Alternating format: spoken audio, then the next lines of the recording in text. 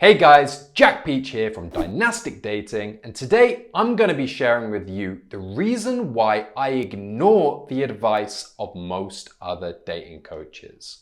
Now maybe you're sat there thinking, Jack, you're a guy who tries to help guys get into committed, loving relationships with women. Why are you ignoring the expertise of other people? Shouldn't you try to expand your knowledge so you can provide a better service? And yeah, you're right. But there's a specific reason why I ignore most of the advice of other dating coaches. And it comes down to tactics versus strategy and how these two concepts relate to dating. And this is something that you must understand to make sure that you adopt the right approach to get the girl, the woman that you want to be with. Now, if it's the tactics and strategies of other dating coaches which causes me to disregard what they're saying, we first have to define what are tactics, what are strategy, and why does it cause me to do this? And this is particularly important because tactics and strategy are often misunderstood terms.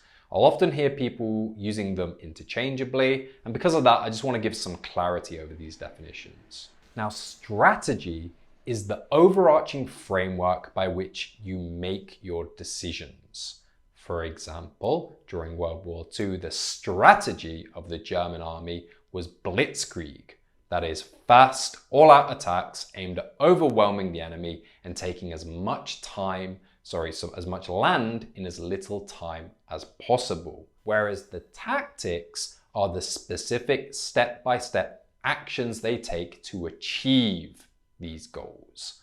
For example, a specific tactic of the German army during World War II might be an armored push through enemy lines aimed at disrupting the enemy and separating them from their supply lines.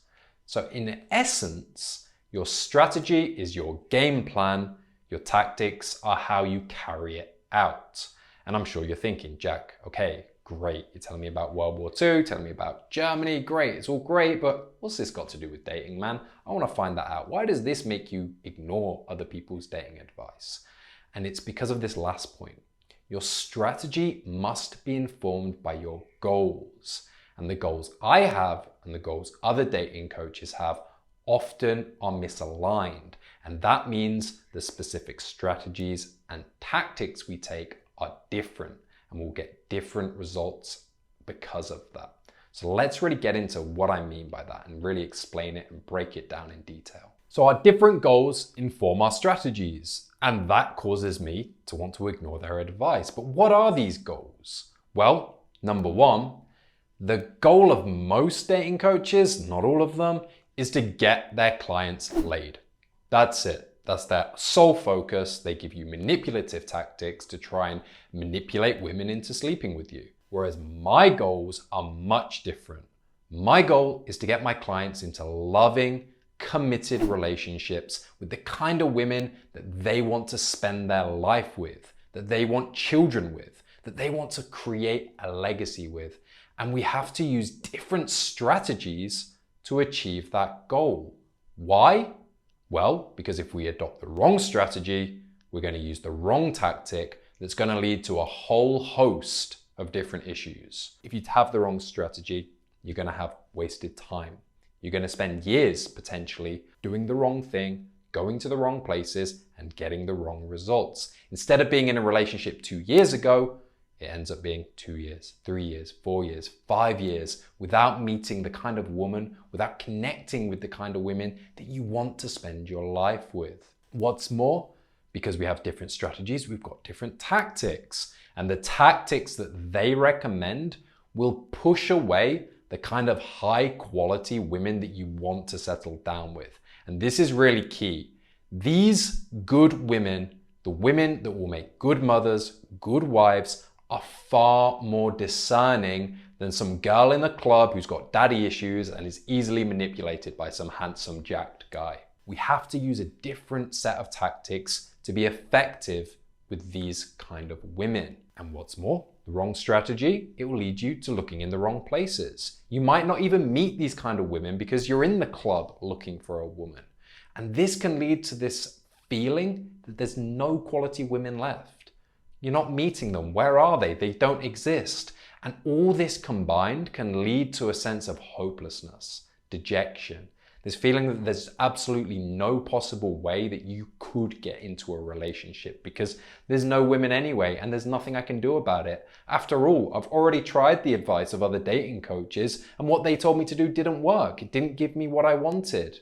And I know this because I've been in the same situation. Long before I met my wife, I was hopeless. I was dejected.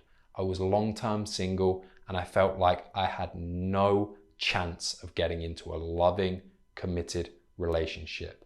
Why? Because I had the wrong strategy. Now, I've always wanted a family. It's never been hidden from me that I want to be a father, I want to have children, and I want to be able to raise a family. And I may not be the smartest cookie in the box, but even I realized if I wanted to do this, I needed to meet a woman worthy of being the mother of my children. And from the age of 18 onwards, that was one of my goals. But I adopted the wrong strategy. I adopted the strategy society told me to. I adopted the strategy all the books I read, all the films I'd watched, all the TV series I'd seen, all told me to do. What was that? They told me to go to bars, go to clubs, go to parties, act like a playboy, have casual sex, and that casual sex will escalate into a relationship and you'll all live happily ever after. But guess what?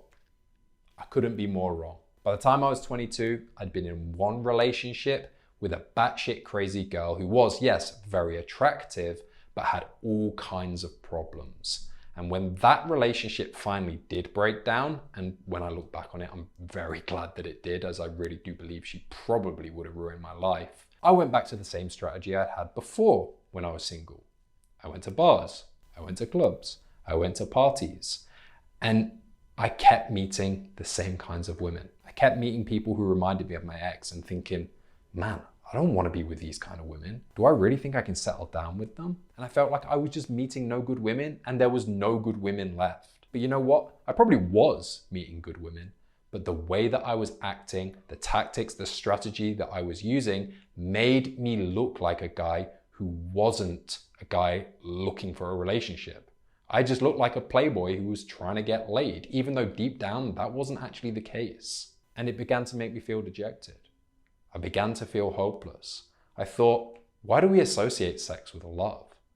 Like, what is it about our society that pushes us into this? Have we forgotten what love is? Have we just destroyed all the good women? What's going on? I didn't know. Maybe there's more nefarious forces at play, I thought, that's trying to destroy the family, even for people like me who wanted one. And I really gave up nearly all hope at that point. I thought in England, if I stay here, there's no chance of me ever getting into a relationship.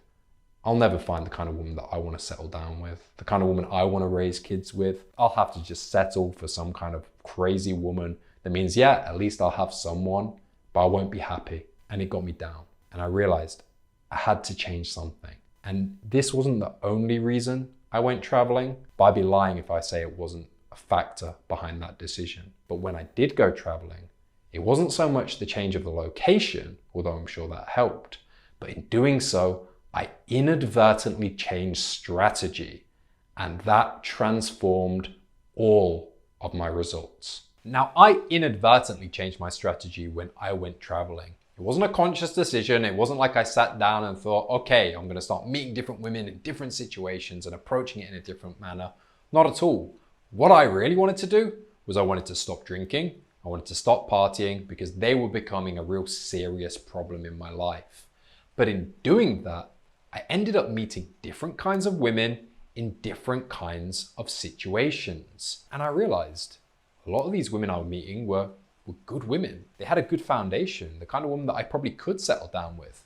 And they weren't all local women either. They were Europeans, they were Australians, Americans, and it didn't work out with these guys for numerous different reasons, whether it's logistical, not putting the effort in, not being at the point in life where we wanted to settle down, some of them. But I did realize there are good quality women out there, including Western women. And had I not met my wife, I'd have gone back to England with a different outlook. I'd have realized I just need to look in different places, do different things, and I would meet someone to settle down. I'd already changed my perspective for life.